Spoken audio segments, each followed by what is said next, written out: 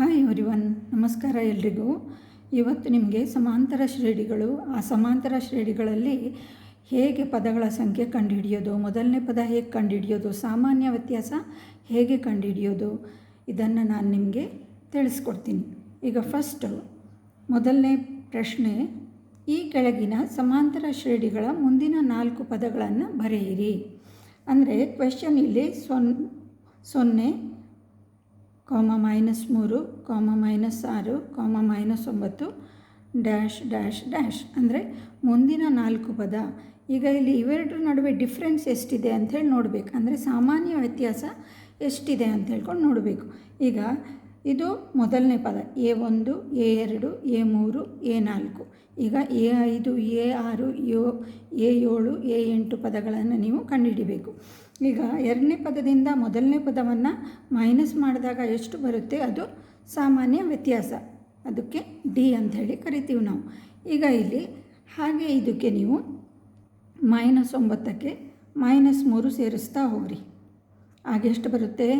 -12. ಹಾಗೆ 12 + 3 -15. ಅದಕ್ಕೆ ಮತ್ತೆ 3 ಸೇರಿಸ್ರಿ, -18. ಅದಕ್ಕೆ ಹಾಗೆ ಸೇರಿಸ್ತಾ ಹೋಗ್ರಿ, 3 -21.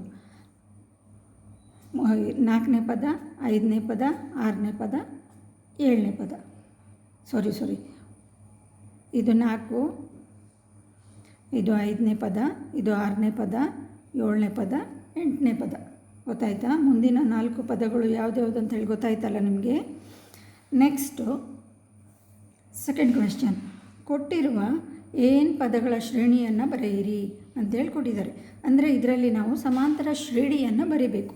ಈಗ ಫಸ್ಟು ಸಮಾಂತರ ಶ್ರೇಣಿಯನ್ನು ಬರೀಬೇಕು ಅಂತ ಅಂದರೆ ಅವ್ರು ಈಗಾಗಲೇ ಒಂದು ಇದು ಸೂತ್ರ ಕೊಟ್ಟಿದ್ದಾರೆ.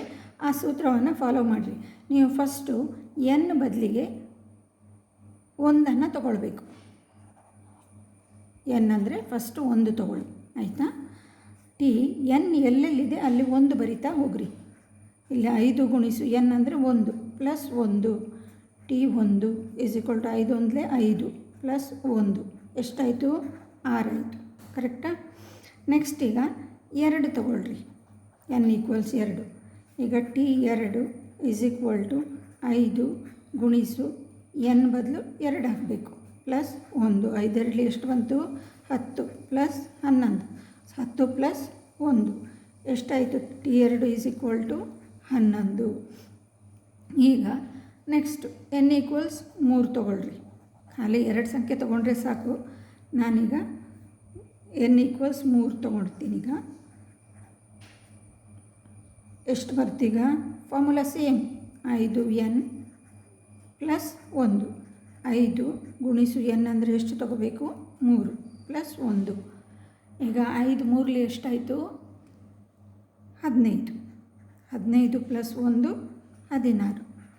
ಈಗ ಸಮಾಂತರ ಶ್ರೇಣಿಯನ್ನು ಬರಿತಾ ಹೋಗಬೇಕು. ಮೊದಲನೇ ಪದ ಎಷ್ಟು ಬಂತು ನಮಗೆ?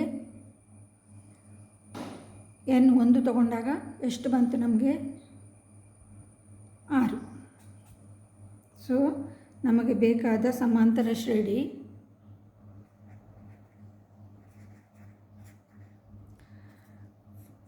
ಮೊದಲನೇದು ಪದ 6, ಎರಡನೇದೆಷ್ಟು? 11, ಮೂರನೇದೆಷ್ಟು?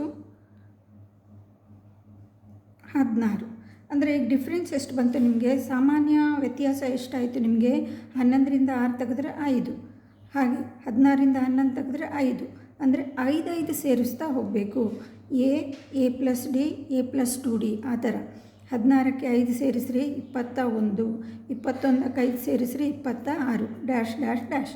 ಇದು ನಮಗೆ ಬೇಕಾದ ಸಮಾಂತರ ಶ್ರೇಣಿ. ಗೊತ್ತಾಯ್ತಲ್ಲ? ನೆಕ್ಸ್ಟ್ ಕ್ವೆಶ್ಚನ್,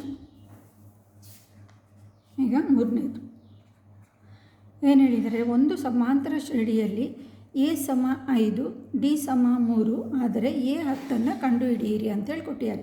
ಫಸ್ಟು ನೀವು ಸೂತ್ರ ಬರೀರಿ ಸಮಾಂತರ ಶ್ರೇಣಿದು. an = a + n - 1 × d. ಈಗ a ಅಂದರೆ ಎಷ್ಟು ಕೊಟ್ಟಿದ್ದಾರೆ ಇಲ್ಲಿ? 5. d ಅಂದರೆ ಎಷ್ಟು ಕೊಟ್ಟಿದ್ದಾರೆ? 3. n ಅಂತ ಅಂದರೆ 10 ಕೊಟ್ಟಿದ್ದಾರೆ. ಅರ್ಥ ಆಗ್ತಿದೆಯಾ? ಈಗ ಎ 10 ಅಂತ ಅಂದರೆ ಇಲ್ಲಿ ಎ ಬದಲು ಎನ್ ಬದಲು 10 ಬರೀಬೇಕು. ಅರ್ಥ ಆಗ್ತಿದೆಯಾ? ಈಗ ಎ ಅಂದರೆ ಎಷ್ಟು ಬರಬೇಕು? 5 ಪ್ಲಸ್ ಎನ್ ಅಂದರೆ 10 ಮೈನಸ್ 1. ಡಿ ಅಂದರೆ ಎಷ್ಟಿದೆ? 3. ಅರ್ಥ ಆಗ್ತಿದೆಯಾ ನಿಮಗೆ? ಫಾರ್ಮುಲಾ ಬರೀರಿ, ಫಸ್ಟು ಸೂತ್ರ ಬರೀರಿ. A N is equal to A plus N minus 1 into D. ಈಗ A 10 is equal to A ಬದಲು ಎಷ್ಟು ಬರೀಬೇಕು? 5 ಪ್ಲಸ್ ಎನ್ ಬದಲು ಎಷ್ಟು ಬರೀಬೇಕು? ಇಲ್ಲಿ 10 ಮೈನಸ್ 1 ಡಿ ಬದಲು 3 ಬರೀಬೇಕು. ಈಗ A 10 is equal to 5 plus, ಈಗ ಬ್ರ್ಯಾಕೆಟಲ್ಲಿ 10ರಿಂದ 1 ತೆಗೀರಿ, 9. ಇಷ್ಟ ಆಯಿತಾ? Next a 10 is equal to 5 plus 9 3 ಎಷ್ಟಾಯಿತು? 27. ನಾವು ಎ 10 ಇಸ್ ಈಕ್ವಲ್ ಟು ಇವೆರಡು ಸಂಖ್ಯೆಯನ್ನು ಕೂಡಿಸ್ರಿ ನೀವು, 27 ಮತ್ತು 5 ಎಷ್ಟು ಬರುತ್ತೆ ನಿಮಗೆ? 32. ಸೊ ಉತ್ತರ ಎಷ್ಟು ಬಂತು? 32. ಗೊತ್ತಾಯ್ತಾ? ಅದೇ ಥರ ಈಗ ನೆಕ್ಸ್ಟ್ ಪ್ರಾಬ್ಲಮ್. ಈಗ ಇದರಲ್ಲಿ ಎ ಸಮ -1 ಡಿ ಸಮ -3 ಆದರೆ ಟಿ 30 ಕಂಡುಹಿಡಿಯಿರಿ ಅಥವಾ ಎ 30 ಕಂಡುಹಿಡಿಯಿರಿ ಅಂತ ಹೇಳಿ ಕೊಟ್ಟಿದ್ದಾರೆ. ಎ ಅಂದರೆ ಏನಿಲ್ಲಿ? ಮೊದಲ ಪದ. ಡಿ ಅಂತ ಅಂದರೆ ಸಾಮಾನ್ಯ ವ್ಯತ್ಯಾಸ. ಈಗ 30 ಅಂದರೆ ಪದಗಳ ಸಂಖ್ಯೆ. ಈಗ ಫಾರ್ಮುಲಾ ಬರೀರಿ. A n is equal to A plus N minus 1 into D. ಈಗ ಎ ಎನ್ ಅಂದರೆ ಎನ್ ಅಂದರೆ ಎಷ್ಟು ಕೊಟ್ಟಿದ್ದಾರೆ? ಇದನ್ನು ತಗೋಬೇಕು, 30.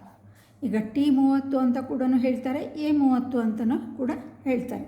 ಈಗ A 30 is equal to a ಅಂದರೆ ಮೊದಲ ಪದ -1 ಪ್ಲಸ್ ಎನ್ ಅಂತ ಅಂದರೆ 30 ಮೈನಸ್ 1. ಡಿ ಅಂದರೆ ಸಾಮಾನ್ಯ ವ್ಯತ್ಯಾಸ -3. ಈಗ A 30 is equal to -1 plus 30ರಿಂದ 1 ತೆಗೀರಿ, ಎಷ್ಟು ಬರುತ್ತೆ? 29. ಇಲ್ಲಿ -3 ಇದೆ ನಿಮಗೆ. A 30 is equal to -1. ಈಗ ಪ್ಲಸ್, ಈಗ ಏನು ಮಾಡಬೇಕು ನೀವು? 29 ಮತ್ತು ಈ -3 ಗುಣಿಸ್ಬೇಕು. ಅರ್ಥ ಆಗ್ತಿದೆಯಾ? ಈಗ -1 ಈಗ ಪ್ಲಸ್ 29 3ಕ್ಕೆ ಗುಣಿಸಿದಾಗ ನಿಮಗೆ 3 9 27, 3 2 6 2 8 87 ಬರುತ್ತೆ. ಮೈನಸ್ ಚಿಹ್ನೆ ಹಾಕಬೇಕು. ಈಗ ನೆಕ್ಸ್ಟ್ ಸ್ಟೆಪ್ಪು -1. ಈಗ ಬ್ರ್ಯಾಕೆಟನ್ನು ತೆಗೀರಿ, ಆಗ ಈ ಆವರಣವನ್ನು ತೆಗೀರಿ. ಪ್ಲಸ್ ಇಂಟು ಮೈನಸ್ ಆಯಿತು, -87 ಆಯಿತು ನಿಮಗೆ. ಈಗ A 30 is equal to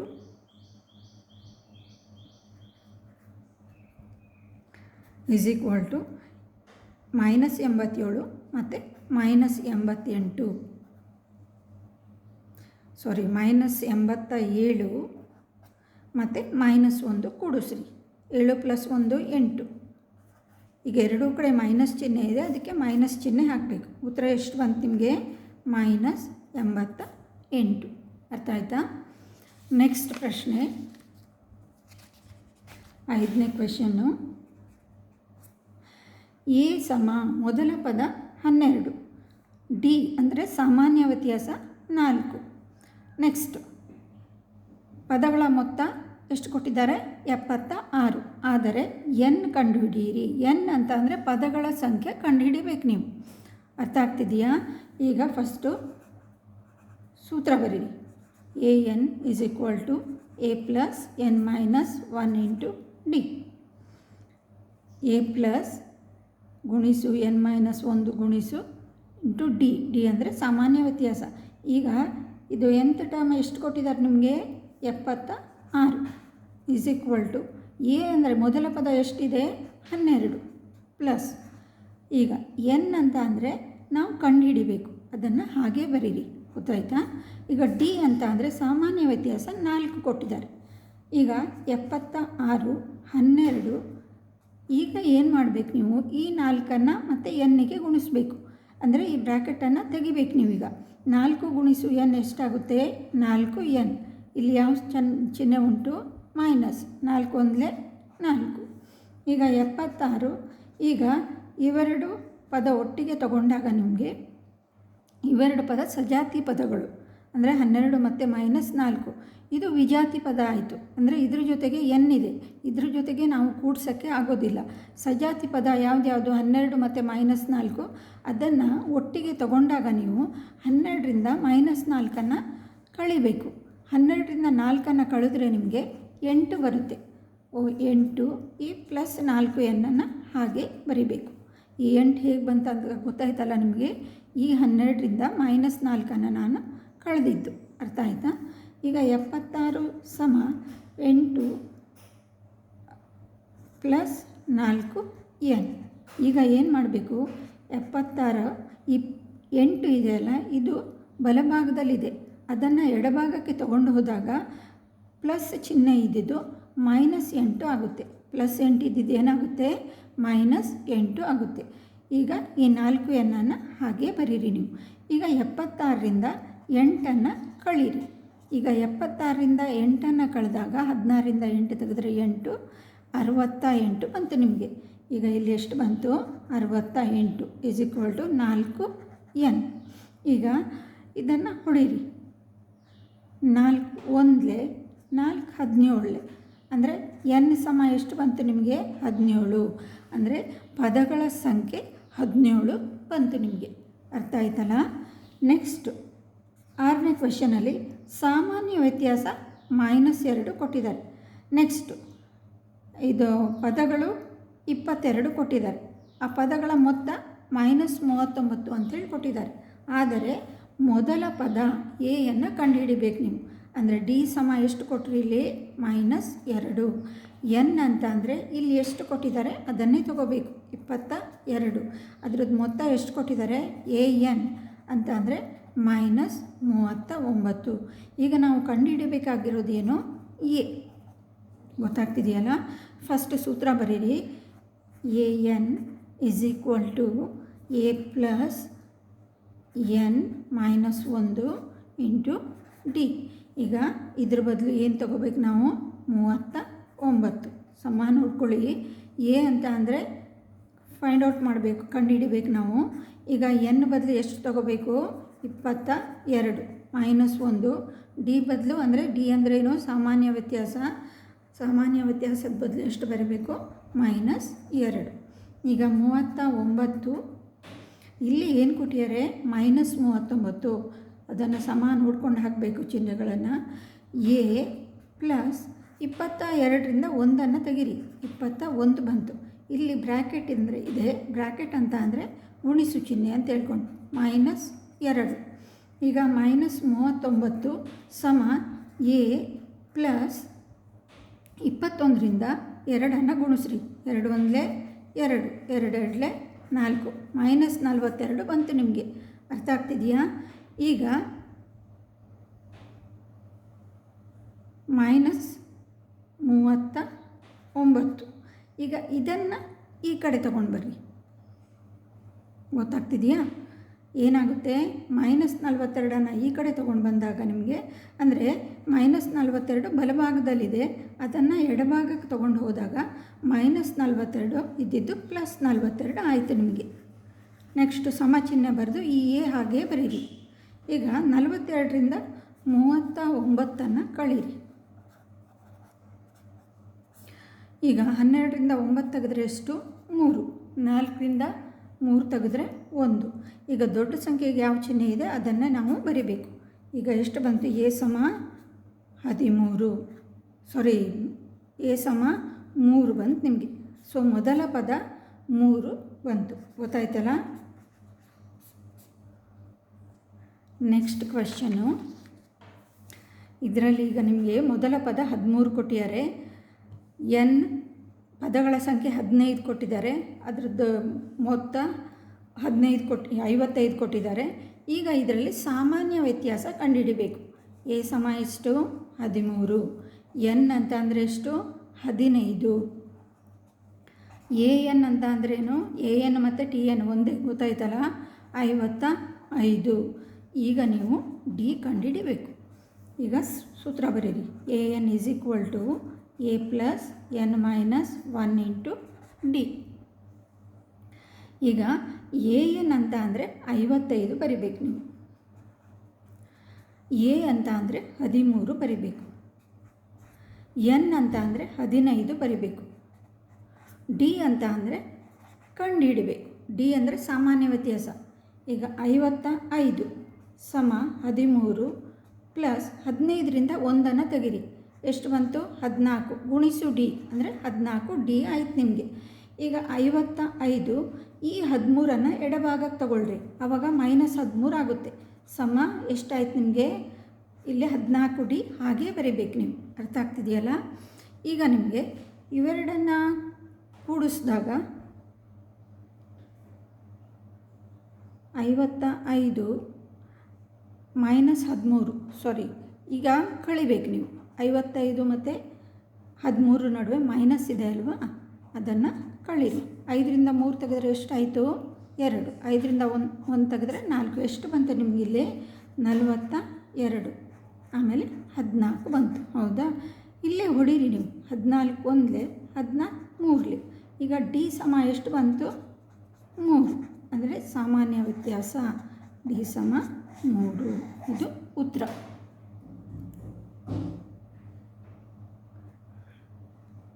next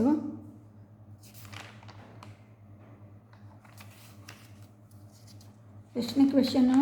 7ನೇದು. 5 6 7. ಈಗ 8ನೇದು.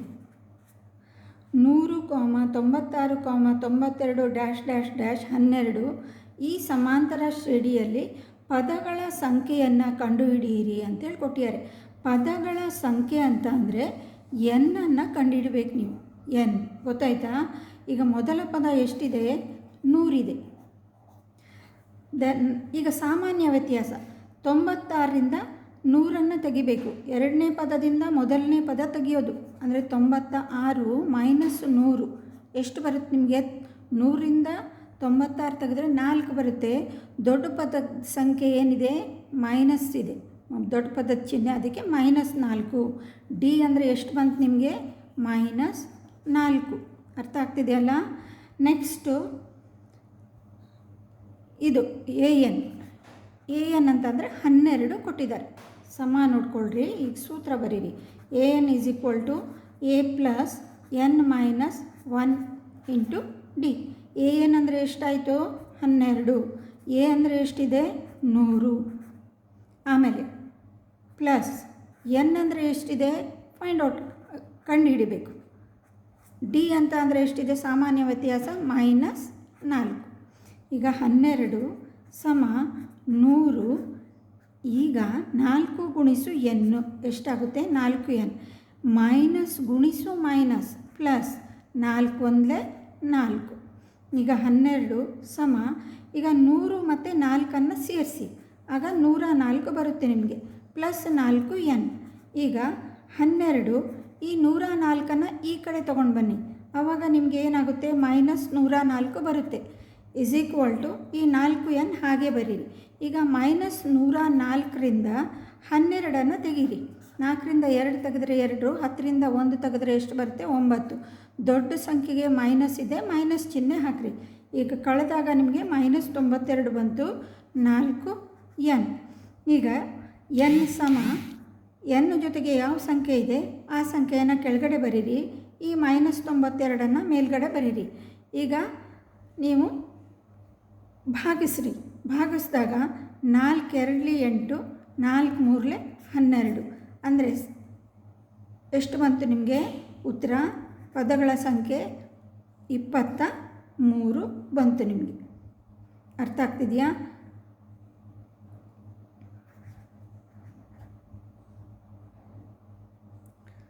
ಗೊತ್ತಾಯ್ತಾ? ಸಮ ನೋಡ್ಕೊಳ್ಳಿ. ಎ ಅಂತಂದರೆ 12, ಎ ಅಂದರೆ 100, n - 1 × D. ಈಗ ಪ್ಲಸ್ ಚಿಹ್ನೆ n ಬದಲು ಹಾಗೆ ಬರೀಬೇಕು. n - 1 -4 ಬರುತ್ತಿಲ್ಲಿ. ಈಗ 12 100 ಪ್ಲಸ್ 4n. ಇಲ್ಲಿ ಮೈನಸ್ ಇಂಟು ಮೈನಸ್ ಏನು ಬರುತ್ತೆ? ಇಲ್ಲಿ ಪ್ಲಸ್ 4 ಬರುತ್ತೆ. ಈಗ 12 104 ಪ್ಲಸ್ 4n. ಈಗ ಈ 104 ಈ ಕಡೆ ಬಂದಾಗ -104 ಆಗುತ್ತೆ ನಿಮಗೆ. ಅರ್ಥ ಆಗ್ತಿದೆಯಾ? ನೆಕ್ಸ್ಟ್ ಈ 104ರಿಂದ ತೆಗಿರಿ, 12 ತೆಗಿರಿ. ಆವಾಗ ಎಷ್ಟು ಬರುತ್ತೆ ನಿಮಗೆ? 4n ಸಮ ನೋಡಿರಿ. 104ರಿಂದ 12 ತೆಗೆದಾಗ ನಿಮಗೆ -92 ಬಂತು. ಗೊತ್ತಾಗ್ತಾ ಇದೆಯಾ ನಿಮಗೆ? ಈಗ ಏನು ಮಾಡಬೇಕು ನೀವು? ಇಲ್ಲಿ ಸ್ವಲ್ಪ ಮಿಸ್ಟೇಕ್ ಆಗಿದೆ. ಈ 104 ಹಾಗೆ ಬರಿಬೇಕು.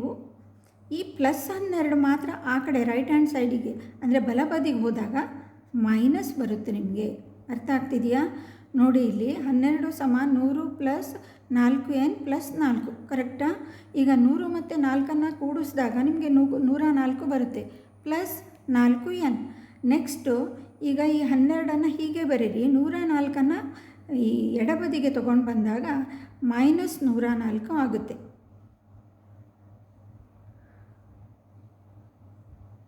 ಗೊತ್ತಾಯ್ತಾ? ಈಗ ಇಲ್ಲಿ ಏನು ಚಿಹ್ನೆ ಬರಬೇಕು? -104. ಸಾರಿ, ಇಲ್ಲಿ ಸ್ವಲ್ಪ ತಪ್ಪಾಯಿತು. ಈಗ ಇದು +12 ಬರುತ್ತೆ. ಈಗ ನಿಮಗೆ ಇಲ್ಲಿ ಏನು ಬರುತ್ತೆ? ನಿಮಗೆ -104ರಿಂದ +12 ತೆಗೆದ್ರೆ -92 ಬಂತು.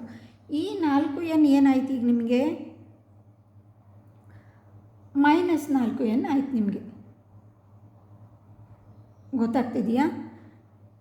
ಇಲ್ಲಿ ಏನಾಗಿದೆ? ಮೈನಸ್ ಮತ್ತು ಪ್ಲಸ್ ಇದು ತಗೊಂಡಾಗ -4n ಆಗುತ್ತೆ. ಇಲ್ಲಿ ಮೈನಸ್ ಬಂತು ನಿಮಗೆ. an = a + n - 1 × d.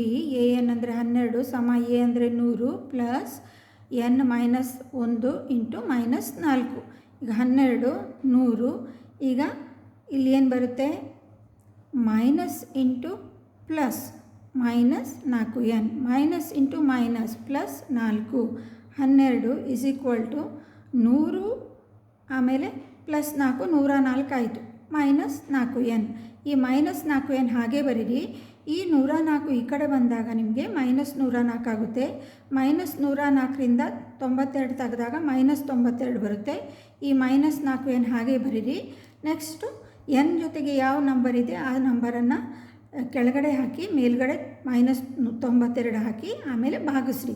Minus into minus ಏನಾಗುತ್ತೆ? ಪ್ಲಸ್ ಬರುತ್ತೆ ನಿಮಗೆ. +23 ಪದಗಳ ಸಂಖ್ಯೆ +23. ಈಗ ನೆಕ್ಸ್ಟು ಇದೊಂದು ಸರಿ ನೋಡ್ಕೊಳ್ಳಿ ನೀವು. 9ನೇ ಲೆಕ್ಕ. 50 ಪದಗಳನ್ನು ಹೊಂದಿರುವ ಸಮಾಂತರ ಶ್ರೇಣಿಯೊಂದರಲ್ಲಿ 3ನೇ ಪದ 12 ಮತ್ತು ಕೊನೆಯ ಪದ 106 ಆಗಿದೆ ಅಂತೇಳಿ ಕೊಟ್ಟಿದ್ದಾರೆ. ಅಂದರೆ ಇಲ್ಲಿ ಏನು 50ನೇ ಪದ ಎಷ್ಟು ಅಂದಿದ್ದಾರೆ? 106 ಅಂತೇಳಿ ಅಂದಿದ್ದಾರೆ. ನೆಕ್ಸ್ಟು 3ನೇ ಪದ ಎಷ್ಟು ಅಂತ ಅಂದಿದ್ದಾರೆ? 12 ಅಂದಿದ್ದಾರೆ. ಈಗ 50ನೇ ಪದ ಅಂತ ಅಂದರೆ a + 50 - 1 a + 49 d ಇಷ್ಟು ಬರುತ್ತೆ ನಿಮಗೆ. ಅಂದರೆ ಇಲ್ಲಿ a 50 ಅಂತ ಬರೆದು ಕೊಟ್ಟರೆ a 49 ಒಂದು ಸಂಖ್ಯೆ ಕಳಿಬೇಕು = 106. ಈಗ ಇಲ್ಲಿ a 3 ಅಂತ ಕೊಟ್ಟಿದ್ದಾರೆ. a 3 ಅಂತ ಅಂದರೆ ಎಷ್ಟು ಬರುತ್ತೆ? 3ರಿಂದ 1 ಕಳೀರಿ. a + 2d ಅರ್ಥ ಆಗ್ತಿದೆಯಾ? a + 2d = 12. ಈಗ ಇದು ಫಸ್ಟ್ ಮೊದಲನೇ ಸಮೀಕರಣ. a + 49d = 106. ಗೊತ್ತಾಯ್ತಾ? ಎರಡನೇ ಸಮೀಕರಣ a + 2d = 12. ಅರ್ಥ ಆಯ್ತಾ?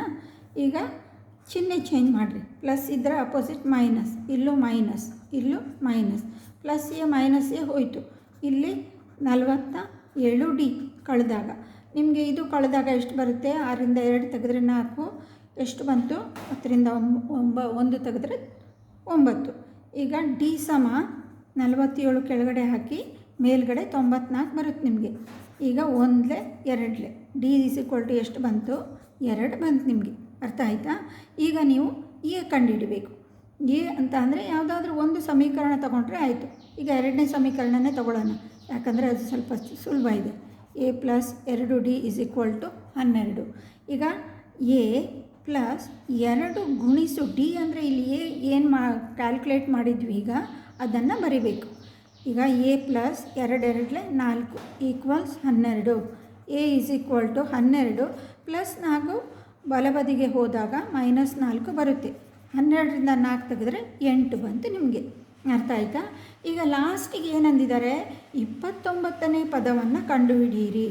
ಈಗ ಎ ಸಮ 8, ಡಿ ಸಮ 2, ಎನ್ ಸಮ 29. 29ನೇ ಪದ ಈಗ a N is equal to A plus N minus 1 into d. ಇದು ಫಾರ್ಮುಲಾ ಬರೆದಿದ್ದು ನಾನು. ಎ ಎನ್ ಅಂತ ಅಂದರೆ 29 ಬರೀಬೇಕು. ಇಸ್ ಈಕ್ವಲ್ ಟು ಎ ಅಂತ ಅಂದರೆ 8, ಎನ್ ಅಂದರೆ 29 -1, ಡಿ ಅಂದರೆ 2. ಈಗ 8 ಪ್ಲಸ್ 29ರಿಂದ 1 ತೆಗೆದ್ರೆ 28 ಗುಣಿಸು 2. 8 ಪ್ಲಸ್ ಇವೆರಡು ಗುಣಿಸಿದಾಗ 2 8 16, 2 2 4 1 5. ನೆಕ್ಸ್ಟು ಇವೆರಡು ಕೂಡಿಸಿ ಇಟ್ಟರೆ ಆಯಿತು. ಇಷ್ಟೇ ನಿಮ್ಗೆ ಬರೋದು 64. ಗೊತ್ತಾಯ್ತಾನ? ಈ ವಿಡಿಯೋವನ್ನು ನೋಡಿ ನಿಮಗೆ ಸರಿ ಅನಿಸಿದರೆ, ನಿಮಗೆ ಅರ್ಥ ಆದರೆ ದಯವಿಟ್ಟು ಸಬ್ಸ್ಕ್ರೈಬ್ ಮಾಡಿ, ಲೈಕ್ ಮಾಡಿ, ಶೇರ್ ಮಾಡಿ. ಧನ್ಯವಾದಗಳು. Thank you.